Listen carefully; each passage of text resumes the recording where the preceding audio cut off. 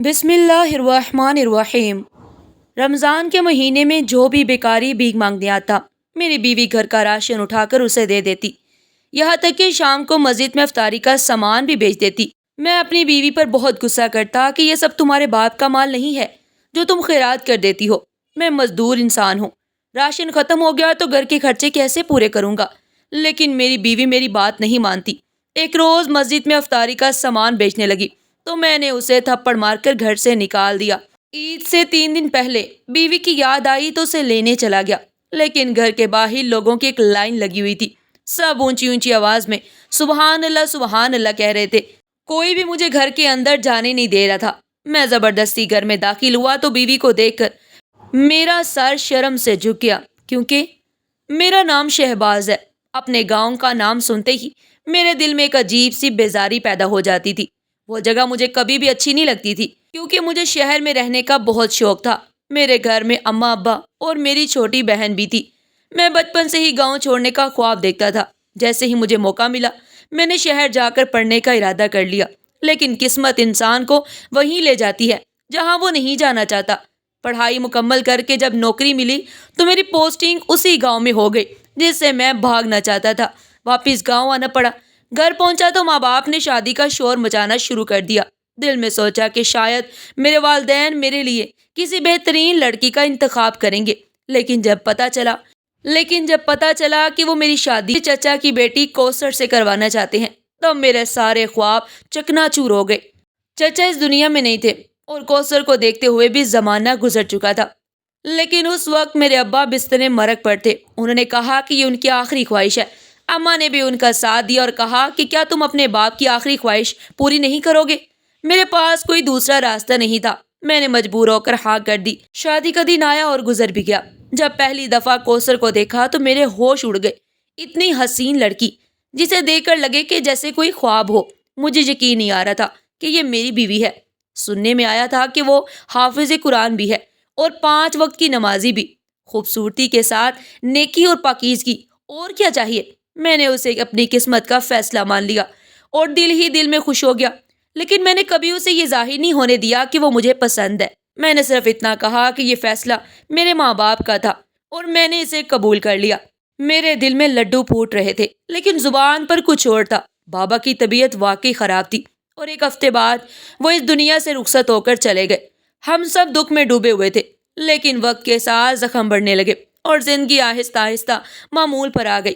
کوثر کے متعلق میں سب سے پہلی بات جو میرے دل کو لگی کہ مجھے اسے کچھ بھی سمجھانے کی ضرورت نہیں پڑی۔ وہ نہایت ہی سمجھدار اور ذمہ دار نکلی۔ شادی کے اگلے ہی روز اس نے گھر کو ایسے سنبھال لیا جیسے وہ ہمیشہ سے یہی کر رہی ہو۔ صبح سویرے اٹھ کر سب کے لیے ناشتہ تیار کرنا، گھر کے کاموں کو ترتیب سے نپٹانا اور پھر اماں کے ساتھ بیٹھ کر ان کی باتیں سننا، یہ سب کچھ وہ اس انداز میں کرتی تھی کہ مجھے حیرت ہوتی۔ نہ کوئی نخرے، نہ کسی قسم کی شکایت۔ وہ ایسی عورت تھی جو میری کہی ہوئی ہر بات کو فوراً مان لیتی۔ میں نے کبھی اسے بحث کرتے نہیں دیکھا۔ شام کو جب میں کام سے تھکا ہارا گھر آتا تو پہلے سے وہ جاگ رہی ہوتی اور میرے لیے گرم گرم کھانے کی تھالی لے کر آتی اور میرے کھانے سے فارغ ہوتے تک جاگتی رہتی، اس کے بعد ہی سونے جاتی۔ کوثر کی باتیں بھی میرے لیے ایک دلچسپ پہلو تھی۔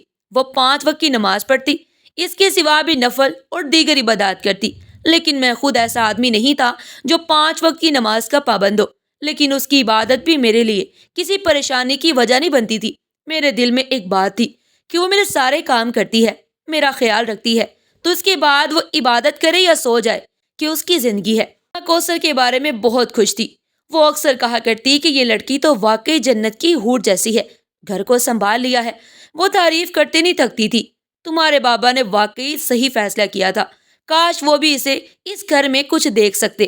اب اللہ تمہیں پیارا سا بیٹا دے دے تو ہم اس کا نام تمہارے باپ کے نام پر رکھیں گے۔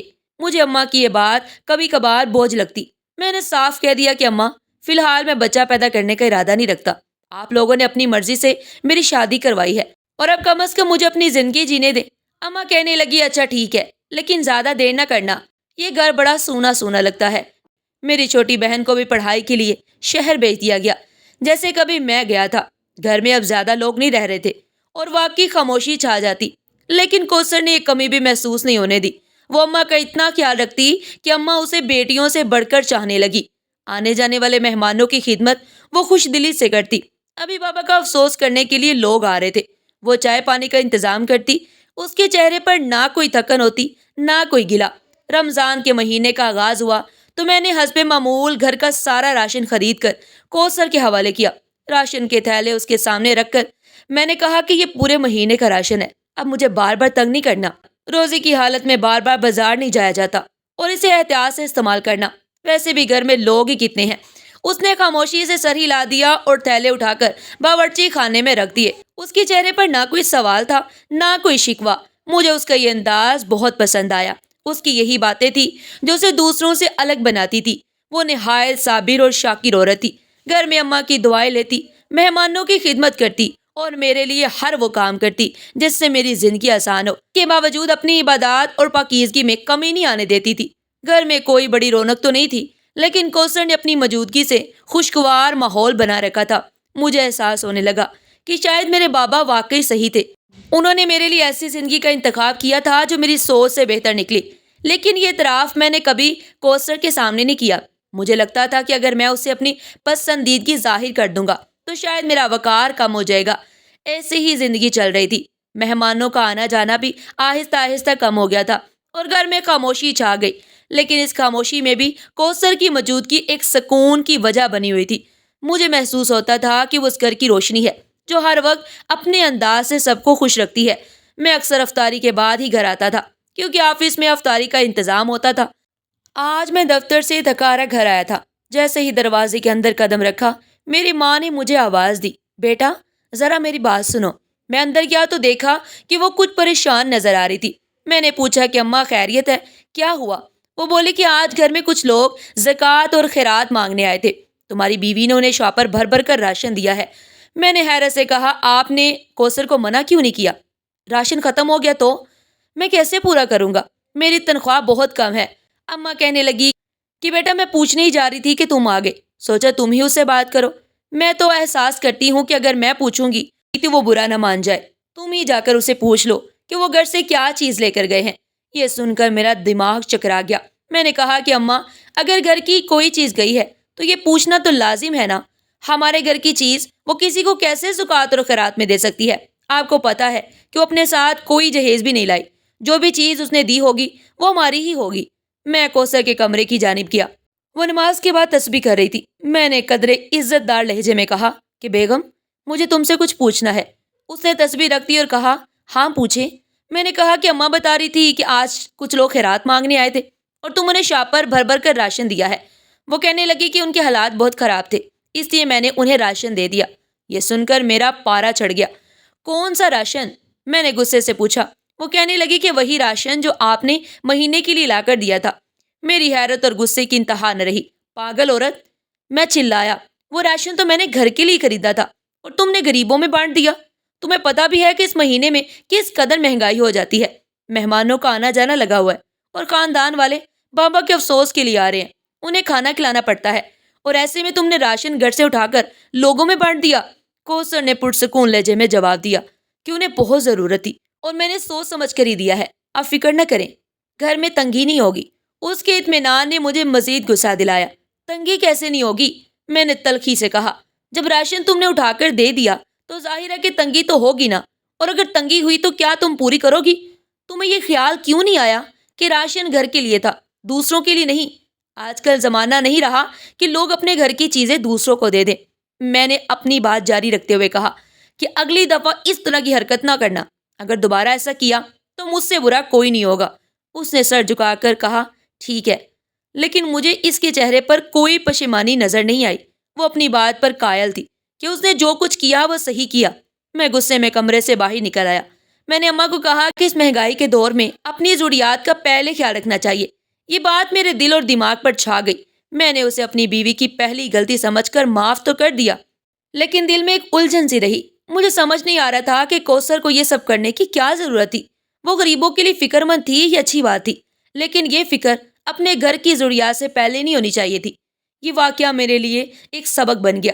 میں نے فیصلہ کیا کہ اگلی دفعہ اس بات کو یقینی بناؤں گا کہ کوثر کوئی بھی فیصلہ کرنے سے پہلے مجھ سے مشورہ ضرور کرے۔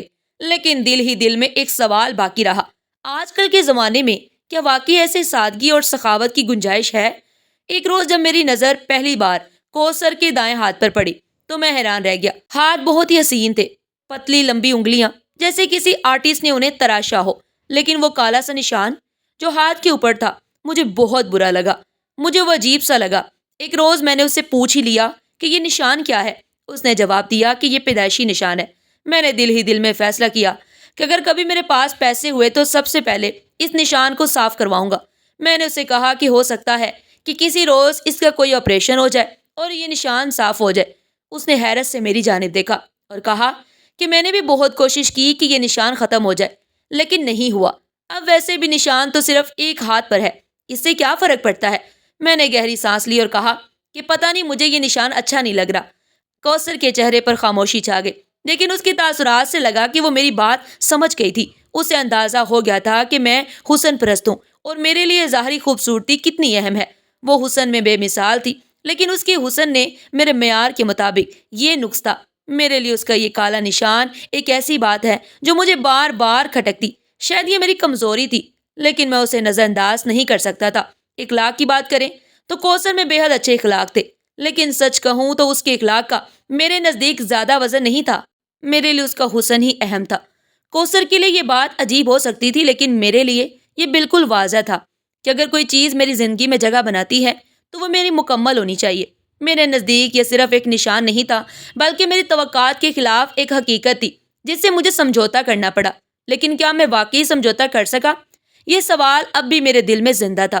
میں نے اپنی ماں کے سامنے کوثر پر غصہ نہیں کیا تھا، کیونکہ خاتون خانہ جیسا کہ عام طور پر ہوتا ہے کنجوس ہوتی ہیں، اور میری ماں بھی کافی حد تک کنجوسی برتتی تھی۔ مجھے ڈر تھا کہ اگر میں نے یہ بات بتا دی تو دونوں عورتیں میرے پیچھے گھر میں جھگڑا کر سکتی ہیں۔ اس لیے میں نے ماں کو یہ کہہ کر ٹال دیا کہ کوثر نے کوئی پرانا سامان ان کو دیا تھا۔ بات وہیں ختم ہو گئی۔ لیکن حقیقت یہ تھی کہ ماہ رمضان کے دوران گھر میں کوئی بھی تنگی نہیں ہوئی تھی، اور راشن جو کوثر نے غریبوں کو دیا تھا، اس کے باوجود ہمیں کسی قسم کی کمی محسوس نہیں ہوئی، بلکہ میں نے محسوس کیا کہ گھر میں پہلے سے زیادہ اچھے کھانے بن رہے تھے۔ کوثر نے اپنی مہارت سے سب کچھ ایسا سنبھالا کہ نہ صرف گھر کا خرچ چلا، بلکہ اضافی راشن کے ساتھ بھی سب کچھ بہتر ہو گیا تھا۔ ہم لوگ ویسے بھی سادہ خوراک کھانے والے لوگ تھے۔ گاؤں میں رہتے ہوئے ہماری یہی روٹین تھی، لیکن جب میں شہر میں تھا تو وہاں کے مزے کے کھانے کھانے کی مجھے عادت پڑ چکی تھی۔ اب اپنی جیب سے خرچ کرنا پڑتا تھا، تنخواہ زیادہ نہیں تھی، اس لیے جو ملتا خاموشی سے کھا لیتا۔ میرے والد نے میری پڑھائی کے لیے قرض لیا تھا، اور وہ قرضہ میرے سر پر تھا۔ میں چاہتا تھا کہ گھر کے معاملات بہتر طریقے کے ساتھ چلے اور کوئی فضول خرچی نہ ہو۔ ماہ رمضان کے 14 روزے گزر چکے تھے۔ میں کوثر کو سختی سے کہا ہوا تھا کہ وہ کسی غریب کو راشن نہیں دے گی۔ میں نے دل میں سوچا کہ اس دفعہ وہ سمجھداری کا مظاہرہ کرے گی، کوئی بھی عجیب حرکت نہیں کرے گی۔ لیکن کچھ روز بعد میں نے محسوس کیا کہ وہی منظر دوبارہ دہرایا گیا۔ ایک روز جب میں دفتر سے واپس آیا تو اماں نے باتوں باتوں میں ذکر کیا کہ آج پھر کچھ عورتیں خیرات مانگنے آئی تھی، اور جاتے ہوئے ان کے ہاتھ میں شاپر تھے، اور پچھلے کچھ دنوں سے بہت ساری افطاری بنا کر مسجد میں بیچ دیتی ہے کہ روزے دار افطاری کریں گے۔ یہ بات سن کر میرا دماغ خراب ہو گیا تھا۔ میں نے چیخ کر کوثر کو کہا، میں تنخواہ دار آدمی ہوں اور یہ راشن گھر کے لیے لاتا ہوں تاکہ ہم مہینے بھر آرام سے گزارا کر سکے۔ تمہیں یہ حق کس نے دیا کہ ہمارے گھر کا راشن اٹھا کر تم دوسروں کو دے دو؟ کوثر نے نرمی سے جواب دیا، مجھے پتا ہے کہ آپ محنت سے کماتے ہیں، اور یہ بھی جانتی ہوں کہ آپ کا خرچ منصوبے کے مطابق ہوتا ہے، لیکن جو لوگ میرے پاس آئے تھے ان کی حالت دیکھ کر میرا دل نہیں مانا کہ انہیں خالی ہاتھ واپس بھیج دوں۔ میں نے یہ سوچ کر دیا تھا کہ اللہ برکت دے گا، گھر میں کمی نہیں ہوگی۔ اس کی باتوں سے مجھے کچھ بھی تسلی نہیں ہوئی، اور میں نے سخت لہجے میں کہا کہ پہلے بھی تمہاری یہ حرکت برداشت کی ہے میں نے، لیکن اس دفعہ ایسی حرکت برداشت نہیں کروں گا۔ یاد رکھو کہ مجھ سے برا کوئی نہیں ہوگا۔ اسی دوران میری ماں نے یہ بات سن لی اور وہ کمرے میں آ گئی۔ میں نے غصے میں کہا کہ ماں، یہ عورت میرے لاکھ منع کرنے کے باوجود میرے ساتھ ضد لگا کر کھڑی ہے، ہمارے گھر کا راشن غیروں کو بانٹ رہی ہے۔ انہوں نے کوثر سے کہا، تمہارا شوہر تنخواہ دار ہے اور ہم قرضوں کے بوجھ تلے دبے ہوئے ہیں، یہ سب کچھ سمجھنا تمہاری ذمہ داری ہے۔ کوثر نے خاموشی سے ماں کی بات سنی، اس کی نظر جھکی ہوئی تھی۔ پھر وہ بولی کہ امی جی، میں نے سوچا تھا کہ یہ کوئی بڑی بات نہیں، اور مجھے اللہ پر یقین ہے کہ وہ اپنے بندوں کی مدد کرتا ہے، لیکن اگر آپ لوگوں کو یہ بات پسند نہیں اور غلط لگتا ہے تو اگلی دفعہ ایسا نہیں ہوگا۔ میں نے ماں کو دیکھا اور وہ بھی پریشان تھی، مگر خاموش رہی۔ ماں کے کمرے سے چلے جانے کے بعد میں نے کوثر سے کہا کہ دیکھو، تمہاری نیت پر مجھے شک نہیں، تم جو کرتی ہو وہ شاید تمہیں صحیح لگتا ہو، لیکن ہمارے گھر کے حالات ایسے نہیں ہیں کہ ہم دوسروں کی مدد کر سکیں۔ اس نے سر جھکائے ہوئے کہا، میں سمجھتی ہوں، اور اگلی دفعہ آپ کی اجازت کے بنا میں کچھ نہیں دوں گی۔ اللہ نے ہمارے اس گھر کو کبھی تنگی میں نہیں رکھا۔ آپ دیکھیں گے کہ اس دفعہ بھی سب کچھ ٹھیک ہو جائے گا۔ اگلے روز جب میں دفتر سے آیا تو کوثر نے کچھ نیا پکایا ہوا ہے۔ کھانے میں وہی خوشبو تھی جو شہر میں ریسٹورنٹ میں ہوتی تھی۔ میں حیران ہوا کہ اتنے کم وسائل میں اس نے یہ سب کیسے بنایا۔ میں نے کھانے کے دوران پوچھا کہ یہ سب کیسے بنایا، راشن تو تم دے چکی تھی، پھر یہ سب کہاں سے آیا؟ وہ مسکرائی اور بولی، اللہ نے برکت ڈالی ہے اور سب کچھ آسان ہو گیا۔ جو کچھ گھر میں تھا اسی سے یہ سب بن گیا۔ میں خاموش رہا، لیکن دل میں سوچ رہا تھا کہ آخر یہ عورت کون سی دنیا میں رہتی ہے؟ کیا واقعی اللہ اس کے لیے برکت کا دروازہ کھولتا ہے؟ میں اپنے دل سے یہ بات نکال نہیں پا رہا تھا کہ کوثر جو کر رہی تھی وہ ٹھیک تھا یا غلط۔ میں اپنی بیوی کی حرکتوں سے مسلسل پریشان تھا۔ اس کی عادت ابھی بھی ویسے ہی تھی کہ وہ گھر کی چیزیں اٹھا کر دوسروں کو دے دیتی تھی۔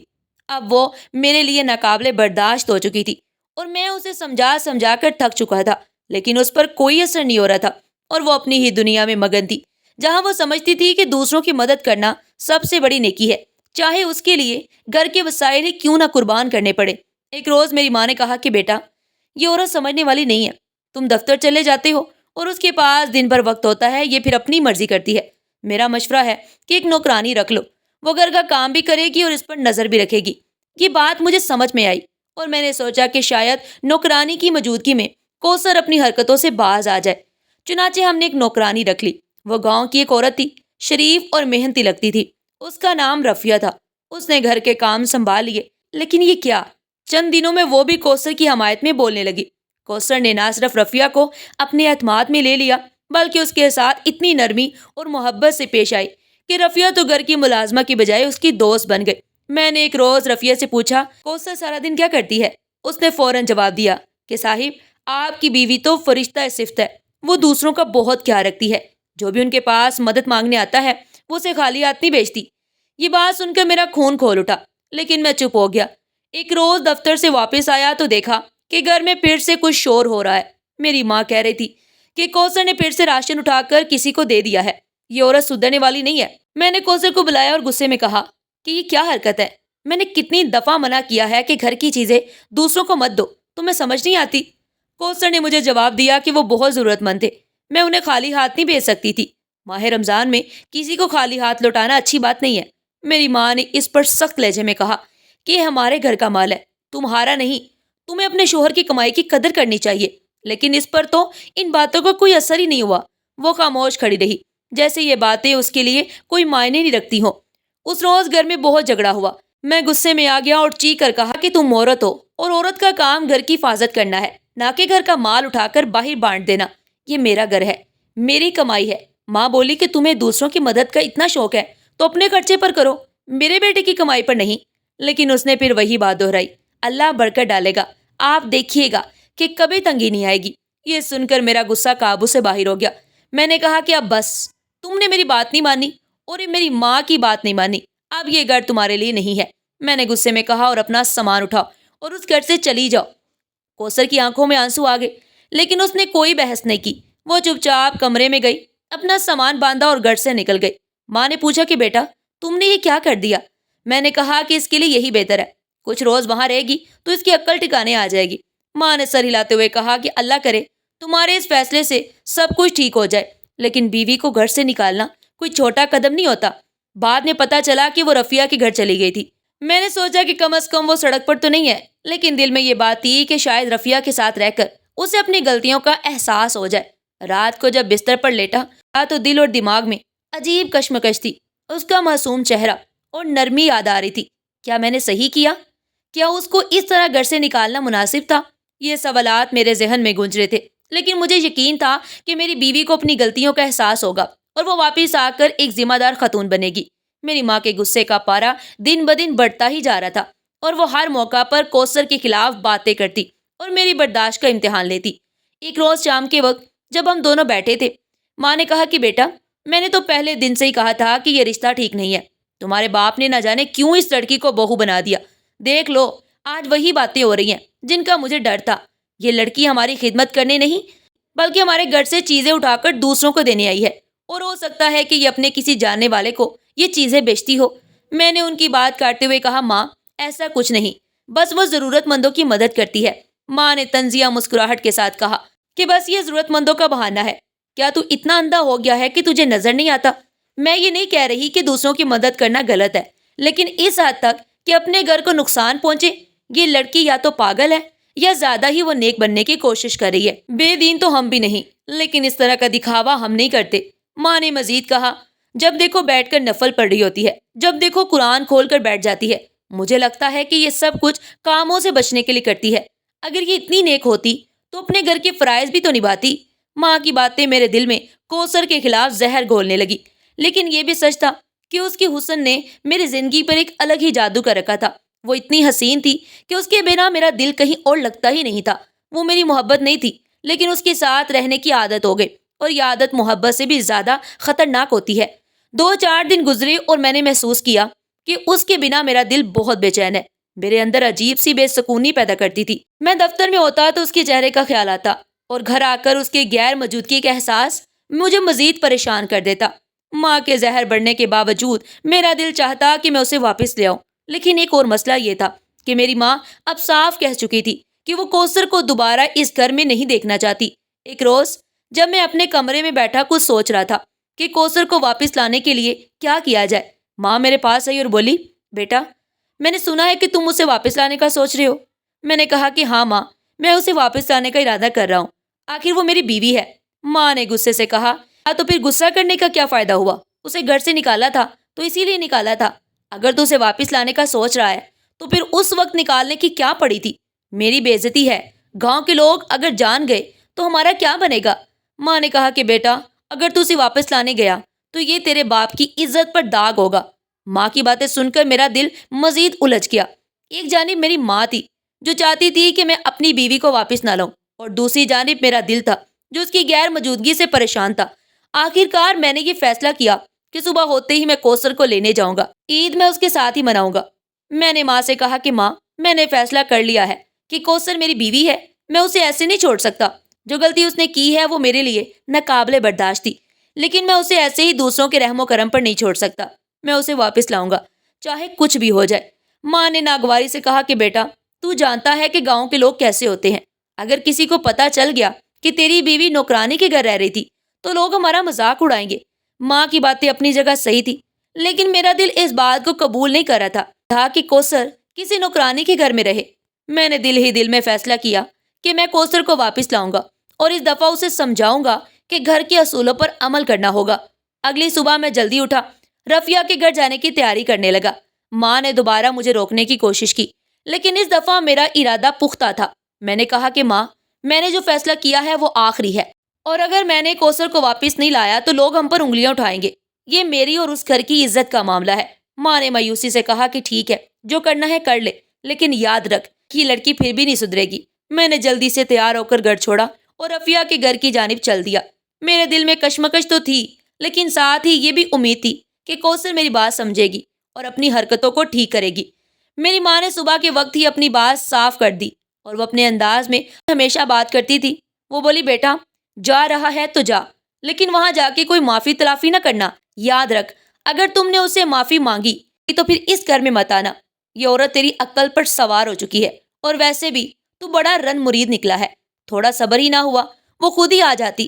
میں نے اپنی ماں کی باتوں کو نظر انداز کرتے ہوئے جواب دیا، ماں بیوی ہے وہ میری، میں اسے معافی مانگنے نہیں جا رہا، میں اسے لے کر ہی واپس آؤں گا، اور یہ فیصلہ میرا ہے۔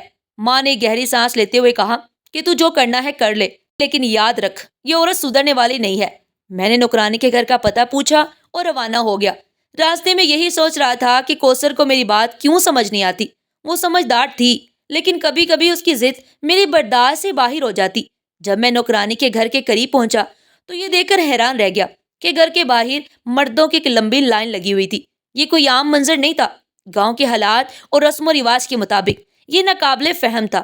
ایک لمحے کے لیے تو میرے قدم رک گئے اور میرے دماغ میں مختلف خیالات آنے لگے۔ یہ مرد یہاں کیوں ٹھہرے ہیں؟ نوکرانی کے گھر کے باہر کیا کر رہے ہیں؟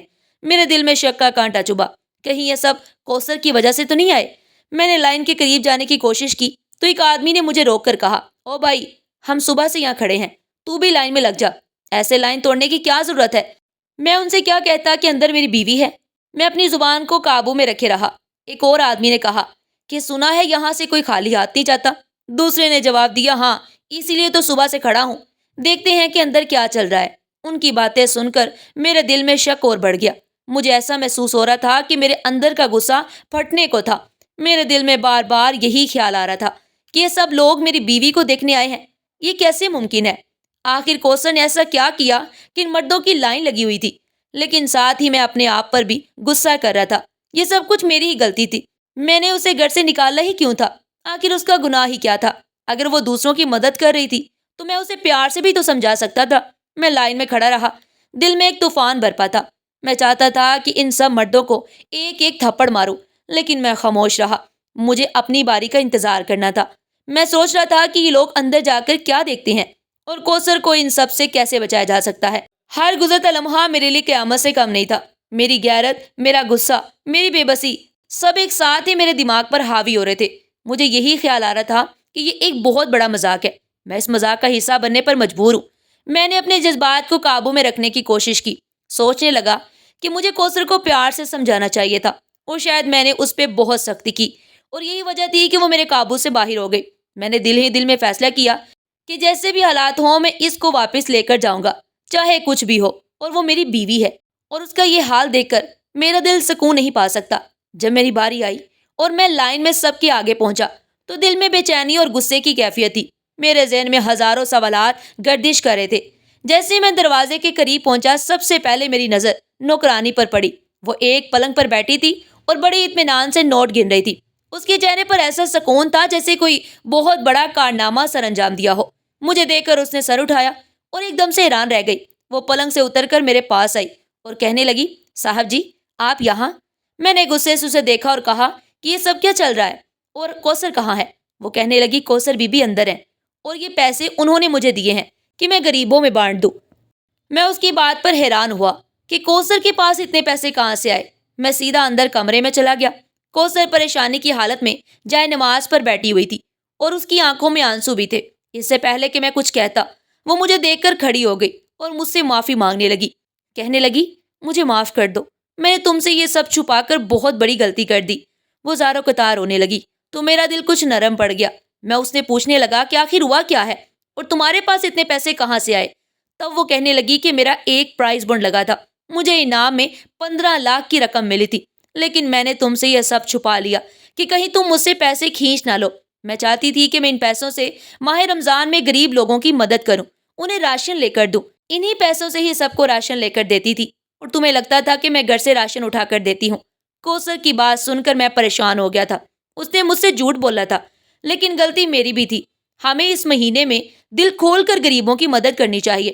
میں نے بھی تو اس پر بہت سختی کی ہوئی تھی، لیکن ایک بات تھی، جو بھی تھا، کوثر ہمیشہ کہتی تھی کہ اللہ برکت ڈالے گا، اور اسی سبب میرے آفس میں میری ترقی ہو گئی تھی اور میری تنخواہ بھی ڈبل ہو گئی تھی۔ میں نے اپنے اللہ سے بھی معافی مانگی اور کوثر سے بھی معافی مانگی کہ اگر تم نے مجھ سے یہ بات چھپائی تھی تو غلط میں بھی تھا۔ ہمیں اس مہینے میں دل کھول کر غریبوں کی مدد کرنی چاہیے۔ کوثر اور میں خوشی خوشی گھر آ گئے تھے۔ اماں کا موڈ ہم سے خراب تھا، لیکن میرے سمجھانے پر اماں بھی ہم سے راضی ہو گئی تھی۔ آج بھی ہمارے گھر میں غریب لوگوں کی لائن لگی ہوئی تھی۔ کوثر سب میں راشن تقسیم کر رہی تھی۔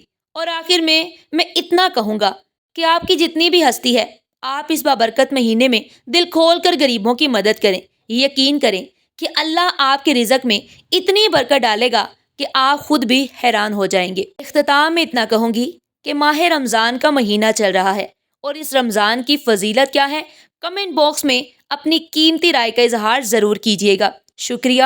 اللہ حافظ۔